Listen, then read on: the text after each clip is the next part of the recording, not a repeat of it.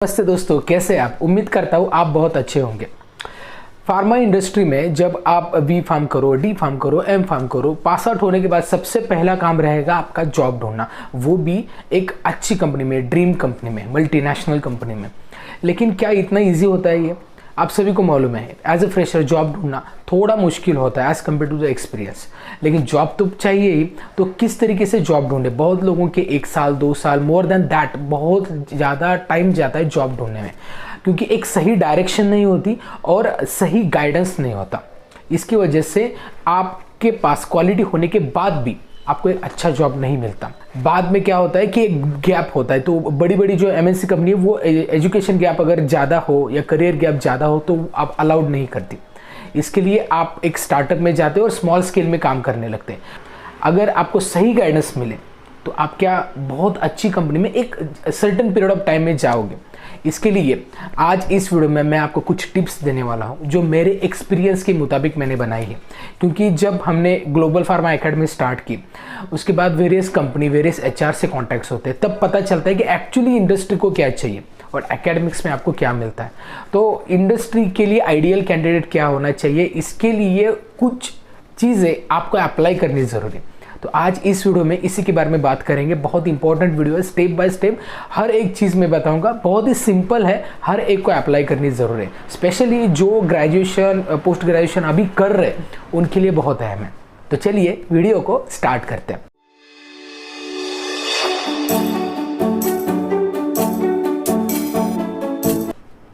सबसे पहले आपको ये ढूंढना है कि आपको जॉब कौन सा करना है। Select your domain. अब देखिए, बहुत सारे लोग गलती ये करते हैं कि मुझे प्रोडक्शन में जाओ, क्वालिटी एश्योरेंस, कहीं पे भी जाओ, अच्छी सैलरी होनी चाहिए। ये बिल्कुल आपका एम नहीं होना चाहिए। क्योंकि क्या होता है, जब एक एचआर, एक अच्छी मल्टीनेशनल कंपनी का आपको इंटरव्यू के लिए बुलाता है, तो इंटरव्यू में आपके रिज्यूमे में क्या होता है, interested in regulatory affair, clinical research, production, quality assurance. वो ही कंफ्यूज हो जाता है कि एक्चुअली आपको कौन से डोमेन में जाना है। इसके लिए पहले आप डोमेन सिलेक्ट करो। अब डोमेन सिलेक्ट मतलब कौन सा डोमेन है हमारे फार्मा इंडस्ट्री में। ऐसे तो इंडस्ट्री है, इंडस्ट्री में रिसर्च एंड डेवलपमेंट है, production, quality assurance, quality control, packaging department, API department है। फिर क्लिनिकल रिसर्च के वेरियस डोमेन्स है, क्लिनिकल डेटा मैनेजमेंट है, क्लिनिकल रिसर्च कोऑर्डिनेटर है, क्लिनिकल रिसर्च एसोसिएट हो, या फिर drug regulatory affair, pharmacovigilance, medical coding, medical writing, ये बहुत सारे डोमेन्स है। इवन ईटीएम में भी डोमेन है, बायोस्टैट्स है, ओके। इसके बाद सैस है, ओके। तो इसके बाद फार्मा मार्केटिंग है और फिर एकेडमिक। तो इतने सारे डोमेन है, वहाँ पे आप करियर कर सकते हैं। लेकिन अगर आपका डोमेन फाइनल नहीं है तो बहुत दिक्कतें होती है, क्योंकि डोमेन वाइज आपकी स्किल होनी ज़रूरी है। अब पहले बात है डोमेन सेलेक्ट करने की। तो आपने फॉर एग्जांपल फार्माकोविजिलेंस सेलेक्ट किया। अब फार्माकोविजिलेंस के लिए क्या स्किल चाहिए? आपके पास फार्माकोलॉजी का इन डेप्थ नॉलेज चाहिए, ठीक है। ड्रग इंट्रैक्शन के नॉलेज, मैकेनिज्म ऑफ एक्शन चाहिए। उसके बाद जो की टर्मिनोलॉजीज है फार्माकोविजिलेंस की related, adverse drug event, adverse reaction क्या होती है, ओके। इसके बाद उसमें नैरेटिव राइटिंग एक पार्ट होता है, इंडिविजुअल केस सेफ्टी रिपोर्ट एक पार्ट होता है, सिग्नल डिटेक्शन एक पार्ट होता है, एग्रीगेट रिपोर्टिंग एक पार्ट होता है, ओके। पीएसयूआर एक पार्ट होता है। स्किल अब एक्वायर कर लिया आपने। अब इसके बाद आपको क्या करना है, आपका रिज्यूमे बनाना है। देखिए, जब रिज्यूमे आप कोई भी या सीवी आप बोल सकते हैं, कोई भी कंपनी को आप सेंड करते हैं ना, तो वो एक प्रॉपर होना चाहिए। क्योंकि बहुत सारी कंपनी है ना एप्लीकेशन ट्रैकिंग सिस्टम में होती है, तो वो एचआर उसी के रिलेटेड जो जिस रिज्यूमे में बताया गया है वो ज़्यादा से ज़्यादा सिलेक्ट करते हैं। इसके लिए आपके बिहाफ में रिज्यूमे बहुत इंपॉर्टेंट पार्ट प्ले करता है। अगर आप इसको कैजुअली ले रहे हो तो बहुत बड़ी दिक्कत कर रहे हो, ठीक है। इसके लिए प्रॉपर रिज्यूमे होना चाहिए, जहां पे की टर्मिनोलॉजी जो भी, मान लो जैसे फार्माकोविजिलेंस की मैं बात करूं तो उसमें आपको individual case safety report, signal detection, जो भी मैंने बताया, तो वो सारी चीज़ें वहां पे होनी चाहिए। नैरेटिव राइटिंग हो, मेड्रा कोडिंग हो, क्योंकि ये चीज़ें है उसमें। और अगर आपको उसका नॉलेज है तो डेफिनेटली आप यहाँ पे सिलेक्ट हो सकते हो, इंटरव्यू के लिए सिलेक्ट हो सकते हो, ठीक है। तो ये आपको आपके रिज्यूमे में डालना है, ओके। तो रिज्यूमे बहुत अच्छी तरीके से बनाए। जल्दी ही मैं रिज्यूमे पे एक वीडियो लेके आऊँगा जहाँ पे किस तरीके से रिज्यूमे होना चाहिए ये मैं बताऊँगा। तो ये 3rd नंबर की टिप है, रिज्यूमे बनाना। इसके बाद है प्रोजेक्ट। अब देखिए, जब आप डोमेन सिलेक्ट करते हो उसके बाद प्रोजेक्ट भी वैसे ही होना चाहिए।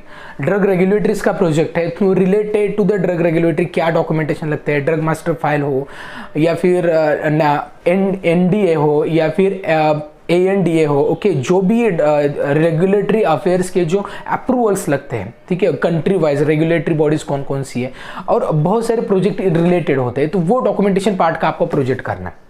प्रोडक्शन का हो तो टैबलेट मैन्युफैक्चरिंग, कैप्सूल मैन्युफैक्चरिंग जो रिलेटेड है वो करना है आपको। तो अगर आपका प्रोजेक्ट वैसा है तो पता चलता है HR को कि ये पहले से ही सिलेक्टेड डोमेन में काम कर रहा है, तो इसको अब डाइवर्जन नहीं है कि ये काम इसी में करेगा, करियर इसी में करेगा, डाइवर्जन नहीं होगा। तो ये बहुत ज़्यादा चांसेस होते हैं, प्रोबेबिलिटी कि आप उसमें सिलेक्ट हो जाओ। अब मैंने जो बताई वो आपने टिप अप्लाई कर ली, ठीक है। अब आप एटलीस्ट आप फाइनल ईयर में हो तो ये टिप आपके लिए कि जो जो कंपनीज है उस डोमेन में, वो सारी आप इंडिया में जो कंपनी है वो निकालिए, ठीक है। जैसे कि क्लिनिकल रिसर्च में कौन सी कंपनी है, हेल्थ केयर IT कंपनीज होती है, ओके, या फिर CROs होती है, क्लिनिकल रिसर्च ऑर्गेनाइजेशन, SMA होती है, साइट मैनेजमेंट ऑर्गेनाइजेशन, या फिर इवन फार्मा कंपनीज भी होती है जैसे नोवार्टिस, फाइजर है, ओके, GSK।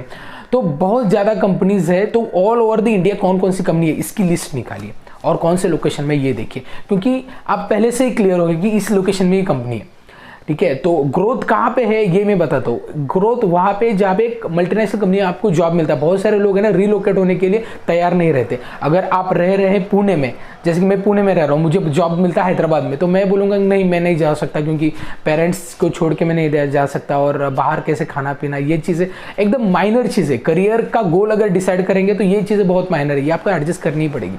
इसके लिए आप उसी लोकेशन में जाइए और अच्छा पैकेज मिलेगा आपको, ठीक है। और बहुत बार ऐसा होता है कि आप लोकल अगर प्रेफर करते हो वहाँ पे पैकेज कम मिलता है, लेकिन आपको लगता है कि लोकल में ही रहना है तो उसी में सेटिस्फाई होना पड़ता है, फिर इंक्रीमेंट भी वैसे ही होती है। इसके लिए पहले रीलोकेशन के बारे में बिल्कुल नहीं सोचना है, कभी कहीं पे भी जाइए, कहीं पे भी, ओके।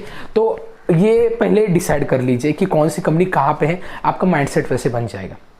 उसके बाद आप जब एटलीस्ट पास आउट होते हैं तो तब बहुत सारी कंपनीज के HR के कॉन्टैक्ट्स आपके पास होने चाहिए।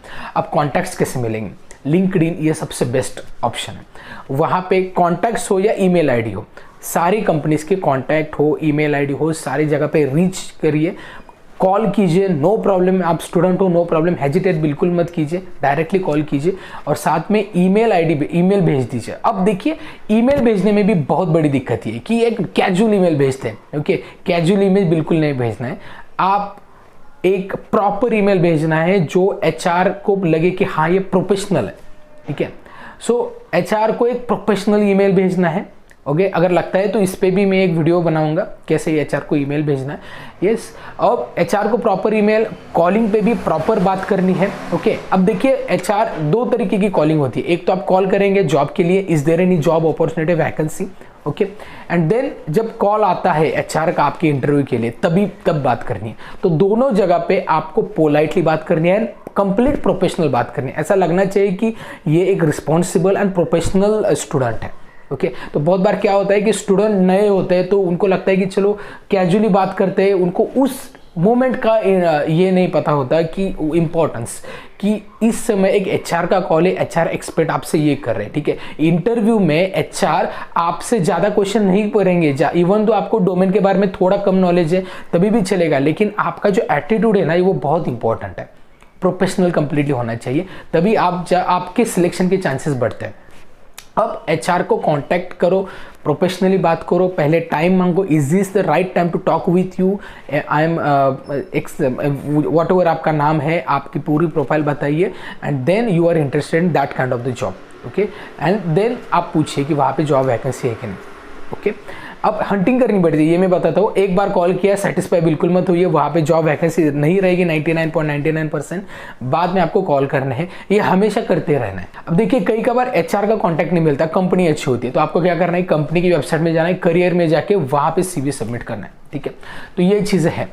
अब देखिए रिक्रूटमेंट कैसे होती है, एक तो वॉकिंग होती है, या फिर एक तो रेफरल रिक्रूटमेंट होती है, या फिर डायरेक्ट मतलब ऐसे पब्लिश किया जाता है और लाइक 15 दिन या 20 दिन का एक पीरियड रहता है, तब तक इंटरव्यू कंटिन्यूसली चलते रहता है, ओके। तो इन तरीके के अलग अलग जॉब रिक्रूटमेंट प्रोसेस होते हैं। अब ये मैंने जो बताया ये आपने सारा कर लिया। अब लास्ट और सबसे इंपॉर्टेंट टिप, इंटरव्यू प्रिपरेशन। अब इंटरव्यू प्रिपरेशन के लिए कैसे इंटरव्यू प्रिपेयर करें, पहले तो आप हमारे चैनल में बहुत सारे इंटरव्यू प्रिपरेशन के वीडियोस हैं, वो देख सकते हैं। फार्माकोविजिलेंस हो, ड्रग रेगुलेटरी हो, मेडिकल कोडिंग हो, राइटिंग हो, production, quality assurance, quality control, हर एक का इंटरव्यू प्रिपरेशन का रिलेटेड है वीडियो हमने बनाया है, तो वो देख लीजिए। अब यहाँ पे HR क्वेश्चंस एंड आपका जो डोमेन है उसके क्वेश्चंस का 2 तरीके के इंटरव्यू होते हैं, तो दोनों तरीके से आपको प्रॉपरली प्रिपेयर करना है। ओके, पूरे अच्छी तरीके से प्रिपेयर कीजिए, कॉन्फिडेंस लेवल हाई होनी चाहिए। सर ये सबसे ज़्यादा प्रोबेबिलिटी होती है जॉब की, क्योंकि आपका गैप नहीं होता, आप पास आउट होते हैं डायरेक्टली कंपनी आपको रिक्रूट करती है, सबसे ज़्यादा चांसेस होते हैं। लेकिन लोग घबराते हैं कि मैं फ्रेशर हूँ, नहीं लेंगे, ऐसा बिल्कुल नहीं होता। प्रॉपर तरीके से जाएंगे तो आप डेफिनेटली सिलेक्ट होंगे। तो ये मैंने कुछ टिप्स बताई जो मुझे लगता है बहुत ही इफेक्टिव है। अब इसी तरीके से अगर आप काम करोगे ना तो आपको जॉब एज अ फ्रेशर होना मिल जाएगा। इवन आप हमारा व्हाट्सएप पे ग्रुप भी ज्वाइन कर सकते हैं, जहाँ पे रेगुलरली मैं वैकेंसीज प्रोवाइड करता हूँ। ऐसे बहुत सारे ग्रुप भी है, फेसबुक पे भी है, व्हाट्सएप पे भी है, तो वो भी ज्वाइन कर लीजिए, वहाँ से भी आपको पता चल जाएगा। Okay, so be professional while you are applying for the job. Okay, so prepare honestly and work professionally. तो यही टिप थी आज इस वीडियो में मुझे बतानी थी आपको, जिससे आपको जॉब ढूंढने में बिल्कुल आसानी हो। तो उम्मीद करता हूँ इस वीडियो से आपको काफ़ी कुछ सीखने को मिला होगा। वीडियो अच्छा लगता है, वीडियो का कंटेंट अच्छा लगता है तो वीडियो को लाइक कीजिए, चैनल को सब्सक्राइब अभी तक नहीं किया है तो चैनल को सब्सक्राइब कीजिए। हमारा channel pharma related career opportunity, interview preparation या फिर course related information, business related information, ये सारे प्रोवाइड करता है। तो वीडियो को बहुत सारे लोगों तक शेयर भी कीजिए और इस वीडियो को अंत तक देखने के लिए बहुत बहुत धन्यवाद।